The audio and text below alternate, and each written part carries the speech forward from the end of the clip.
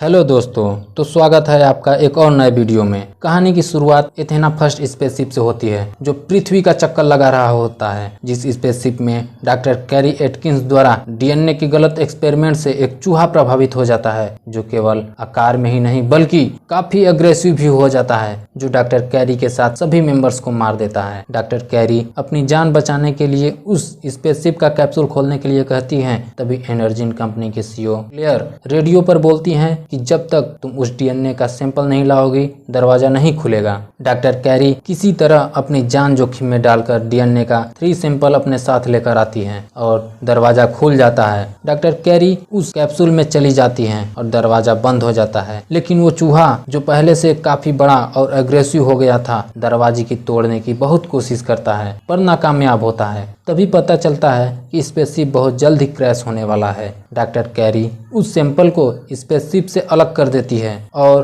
पृथ्वी की तरफ छोड़ देती है, लेकिन वो सैंपल भी पृथ्वी के संपर्क में आने पर ब्लास्ट हो जाता है। वो सैंपल धरती की तरफ गिरने लगते हैं। दूसरी तरफ हमें डेविस ओकोई को दिखाया जाता है, जो प्रोमोटोलॉजिस्ट हैं, और डेविस पहले यूएस आर्मी स्पेशल फोर्स का कमांडर था, लेकिन अब वो जानवरों की खत्म हो रही प्रजाति के लिए काम करता है। जो कुछ एम्प्लॉय को उस जू में लेकर जाता है और वहां उन्हें ग्रे गोरिल्ला से मिलवाता है, जिसका नाम जॉर्ज होता है। उसे वो इशारों में बात करता है और बताता है कि जॉर्ज के परिवार को शिकारियों ने उसके सामने ही मार डाला और मैंने उसे एक कार के नीचे देखा जो बहुत डरा हुआ था। इसे बचाया और अपने साथ लाया। तब से ये जॉर्ज मेरे साथ है। तभी हमें उस स्पेसशिप सैंपल को दिखाया जाता है जो तेजी से पृथ्वी की तरफ आ रहा था, जिसका एक बॉक्स जंगल में गिरता है जिससे एक भेड़िया प्रभावित हो जाता है और दूसरा बॉक्स एक तालाब में गिरता है जो एक मगरमच्छ के मुंह में चला जाता है, तथा तीसरा बॉक्स डेविस के टेरिटरी में गिरता है जिससे जॉर्ज काफी ज्यादा प्रभावित हो जाता है और पहले से काफी बड़ा भी हो जाता है। तभी अगली सुबह हमें दिखाया जाता है कि जॉर्ज ने एक जानवर को मार डाला जो पहले जॉर्ज से काफी ताकतवर था। डेविस जॉर्ज से पूछता है कि तुमने उसे क्यों मारा, तो जॉर्ज कहता है कि वो ज्यादा दुखी है जो पहले से काफी बड़ा हो गया था। तभी डेविस को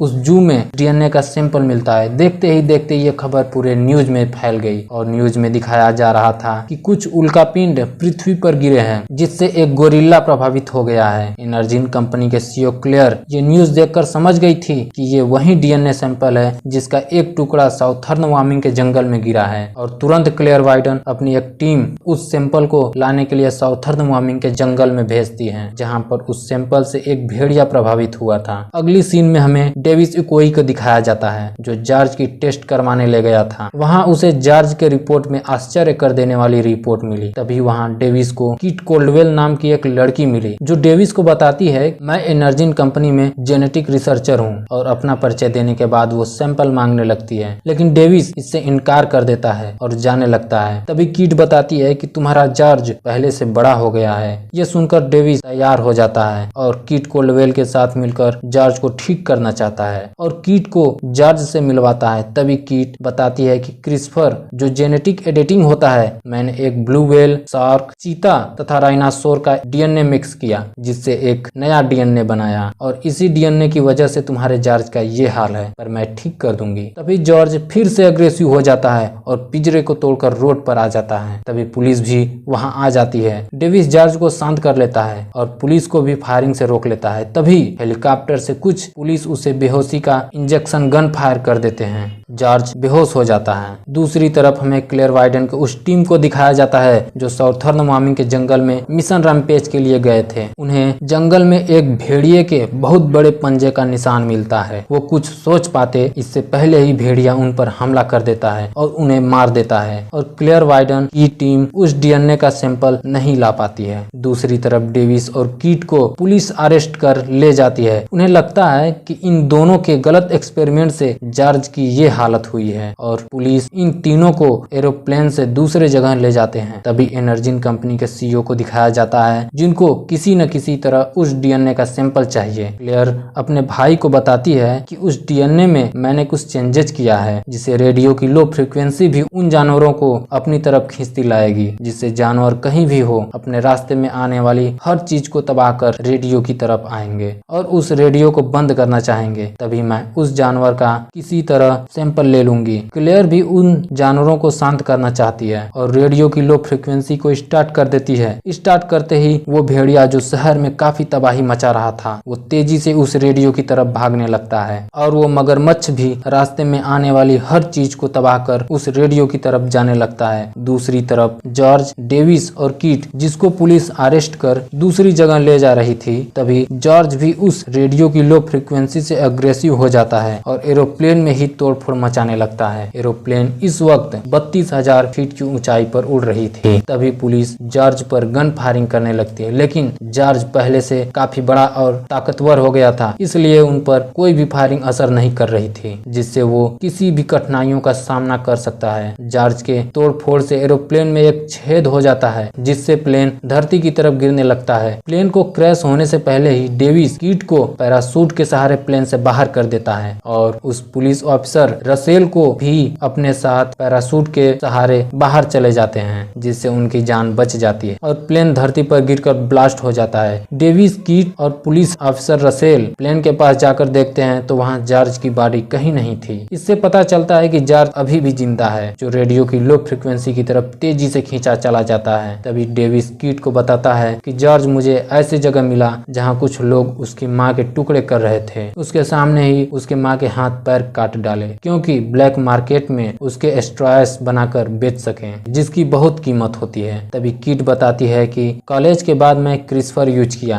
ताकि खत्म होने वाले जानवरों को बचाया जा सके। फिर मेरा भाई बीमार हो गया। डॉक्टर ने भी जवाब दे दिया, बट मैं जानती थी कि क्रिस्पर उसे बचा सकती है। फिर मैं एनर्जिन कंपनी के सीईओ क्लेयर वाइडन से मिली। उसने मुझे अपना लीड जेनेटिक रिसर्चर बना दिया, लेकिन जब भी मैं कोई ऐसी चीज बनाई जिससे अपने भाई की जान बचा सकूं, एनर्जिन कंपनी के लोग से खतरनाक डीएनए बना रहे थे। कीट उन सभी सैंपल को बर्बाद करना चाहा, लेकिन सिक्योरिटी ने उसे देख लिया और क्लेयर उसे कंपनी से निकाल दी और कीट जेल चली गई। जेल जाने के 1 महीने बाद कीट के भाई की मृत्यु हो गई। अंतिम वक्त में वो अपने भाई को भी नहीं देख पाई और तभी पुलिस अफसर रसेल द्वारा बुलाई गई फोर्स वहां आ जाती है और उन्हें आर्मी के पास ले जाती है। आर्मी उन जानवरों पर हमला करने की तैयारी कर रही थी जो शिकागो की तरफ भागे जा रहे थे और कीट तथा डेविस को इंट्रोगेशन रूम में ले जाने का आदेश देते हैं, लेकिन उन आर्मी के 2 फोर्स को मारकर आर्मी हॉस्पिटल के बाहर खड़ी हेलीकॉप्टर को लेकर भागने में कामयाब हो जाता है। पुलिस अफसर भी इनको भागने में मदद करता है, क्योंकि वो जानता था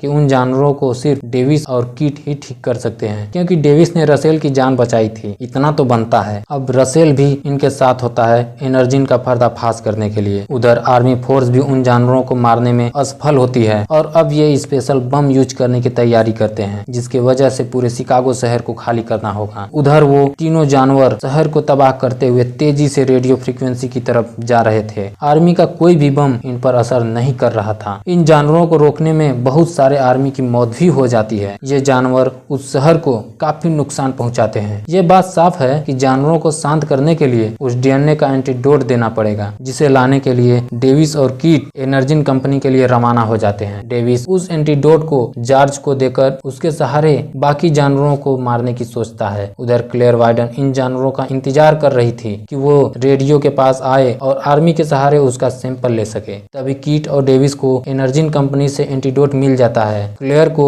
इसकी खबर मिल जाती है। क्लेयर कीट को गन पॉइंट पर लेकर वो एंटीडोट ले लेती है और कीट को अपने साथ ले जाती है, क्योंकि वो जानती थी कि इस एंटीडोट का सही यूज कीट ही कर सकती है। तभी जॉर्ज वहां आ जाता है और रेडियो को तोड़ने लगता है। तभी कीट अपनी चालाकी दिखाते हुए उस एंटीडोट का एक बॉक्स क्लेयर के बैग में रखकर जॉर्ज की तरफ झटका दे देती है, जिससे जॉर्ज क्लेयर को उठाकर पूरा का पूरा निगल जाता है और एंटीडोट भी उसी के साथ होता है। कीट बताती है कि वो एंटीडोट 10 मिनट बाद असर करेगा। फिर कीट और डेविस उस बिल्डिंग को गिरने से पहले ही हेलीकॉप्टर द्वारा भागने में कामयाब होते हैं। बिल्डिंग पूरी की पूरी धरती में ढह जाती है। इसी बीच एंटीडोट का असर जॉर्ज पर भी हो जाता है और डेविस से इशारों में बात करने लगता है और जानवरों को मारने के लिए कहता है। उधर कीट रसेल के पास निकल जाती है जो बमबारी को रुकवा सकता है। इधर डेविस उल्फ को मगरमच्छ की तरह आने खाने के लिए उकसाता है और जैसे ही वुल्फ मगरमच्छ की तरफ आता है, मगरमच्छ वुल्फ की गर्दन तोड़ देता है। अब बचा है मगरमच्छ। जॉर्ज तो शांत हो गया है। इन दोनों की काफी देर तक फाइट भी होती है, लेकिन मगरमच्छ काफी मजबूत पड़ता है। डेविस भी उसे मारने की बहुत कोशिश करता है। डेविस उस आर्मी की हेलीकॉप्टर गन से फायरिंग करता है, लेकिन वो गन भी क्रोकोडाइल का कुछ नहीं बिगाड़ पाती। क्रोकोडाइल जॉर्ज को पूरी तरह घायल कर देता है। उधर आर्मी ऑफिसर भी स्पेशल बम गिराने की तैयारी में थी, जो कुछ ही समय बचा था। और जब क्रोकोडाइल डेविस को मारने ही वाला था कि जॉर्ज लोहे की बड़ी रॉड को लेकर क्रोकोडाइल की आंख में मार देता है, जिससे उस क्रोकोडाइल की मौत हो जाती है। और ये देखकर आर्मी भी रुक जाती है और तबाही का मंजर यहीं शांत होता है और सभी मिलकर लोगों की मदद करने लगते हैं। अंत में दिखाया जाता है कि जॉर्ज भी सबकी मदद करता है। तो ये कहानी यहीं पर खत्म होती है। अगर वीडियो पसंद आया हो तो लाइक एंड शेयर जरूर करें। अगर आप हमारे चैनल पर पहली बार विजिट किए हैं तो चैनल को सब्सक्राइब जरूर करें, क्योंकि मैं ऐसी ही हॉलीवुड की मजेदार मूवी लेकर आता रहता हूँ। Thank you for watching.